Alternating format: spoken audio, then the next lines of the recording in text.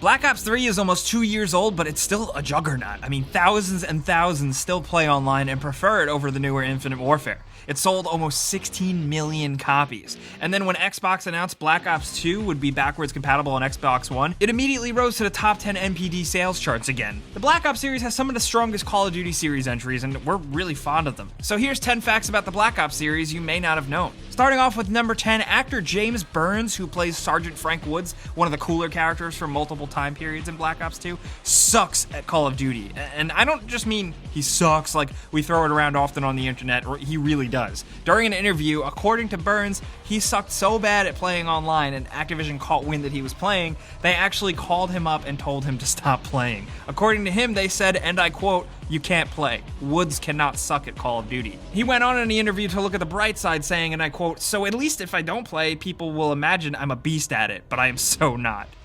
But at number 9, former Panamanian dictator Manuel Noriega sued Activision for portraying him as a bad guy in Black Ops 2. He filed a lawsuit claiming that Activision made him look like an anarchist, a bad guy, and a kidnapper. To be honest though, he's probably more pissed off with the fact that there's a scene where Raul Menendez beats the shit out of his face. Noriega, for those of you that don't know, was the real-world dictator of Panama from 1983 to 1989, and had a role in Black Ops 2's weird and interesting history-based fiction.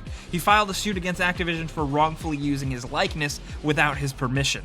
The court case was promptly totally thrown out, mostly because no one had sympathy for him being a dictator and an alleged war criminal and all. The case was also dismissed with prejudice, meaning it couldn't be brought to court again, but then Noriega died anyway. But at number 8, speaking of historical figures, obviously some of them in Black Ops games were very apparent and well-known like JFK, but one that a lot of people missed is this guy, Savimbi. He helps Mason and Hudson find Woods during the Angolan Civil War 1986 flashbacks. He had a really cool big grenade launcher, you remember him? Jonas Malheiro Savimbi was a real-life insurgent leader and fighter for the National Union for the total independence of Angola. And he kept up that stuff he was doing in 1986 for a very long time. Apparently, he never stopped fighting right up until his death in 2002. And at number 7, Rebirths Island, also known in Russian as Vozrozdeniya, is the location of the mission Rebirth from the original Black Ops. You go in as Mason and kill a bunch of people in your way to assassinate the Soviet scientist Friedrich Steiner. Well, that was based on a real island of the same name. Like in the game with the island, the Soviets established a bioweapons facility there in 1948, and it was this big major R&D facility for the USSR until they dissolved. The facility and even the entire island was abandoned by staff and everyone in 1992. There was a bunch of bad stuff being stored there, like anthrax, the bubonic plague, and chlorine just sitting in canisters not properly cared for, and they leaked. Through cleaning it up and burying stuff with world governments, the island was extended into a peninsula, and it is no longer really an island at all. And at number 6, you might not have known, but you can play Zork in the original Black Ops right from the main menu. Break free from the restraints of the main menu by mashing left and right triggers until the character stands up, and then you're free to explore the room. From there, wander over to the computer terminal, type in ZORK, and you unlock the awesome computer text adventure game from 1980, Zork,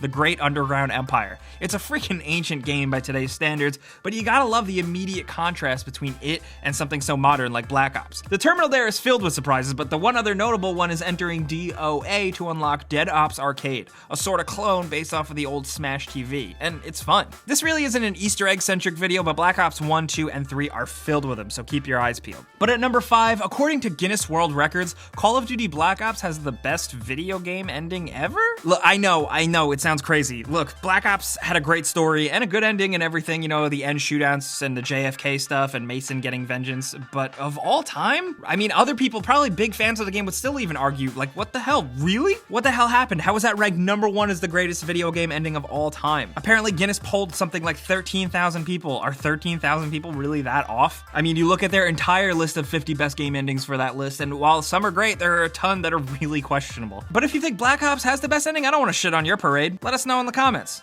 But at number 4, a quick fact, Anthony from Smosh. Yeah, remember Smosh? He's actually in the original Black Ops. He voices zombie number 5 in the zombies mode. I didn't know that, and I thought it was interesting. But at number 3, this is another cool, pretty small fact. In Black Ops 2, the tactical insertion you use has a small little screen on it. You probably know that, but if you look closely, it actually displays real-world coordinates, accurate to your real-world destination.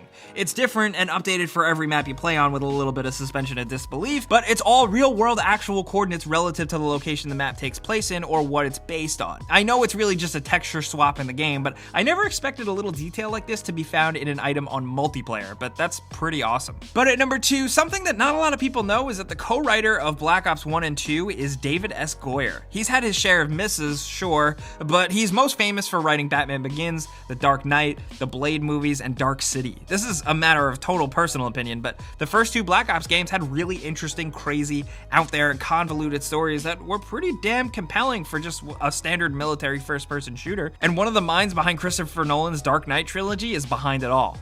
But at number 1, Black Ops 2 had some unused stuff still lurking in the game's code that you may not have known about. First, there's the unused multiplayer gun camo titled Massacre that can be found in the game's files. It's pretty similar to the fan favorite red camo from the original Black Ops, but it's just a shade darker looking. But then more importantly, there are 2 left behind multiplayer maps. The first is called Promenade, which kinda seems like an early version of the now famous Plaza. The other map that was ditched seems like an earlier version of Standoff. Along with this, in the game's files, there are mentions of 20 guns seemingly to be used in Zombies mode that were completely left out of the game. It can be assumed that this is leftover code recycled from the first Black Ops, but still, food for thought. Those are some things we thought were pretty interesting about the Black Ops games. Do you know anything weird about the development or the history of these games? Or maybe you caught some weird Easter eggs since we didn't really cover Easter eggs? Whatever, we want to hear anything you got to say about Black Ops down in the comments. Let us know what you're thinking at all about Black Ops and Call of Duty in general, but if you like this video, clicking that like button, helps us out a lot and we really appreciate it. But if you're new, subscribe because we put out stuff like this all the time. But as always, thanks for watching and we'll see you guys next time.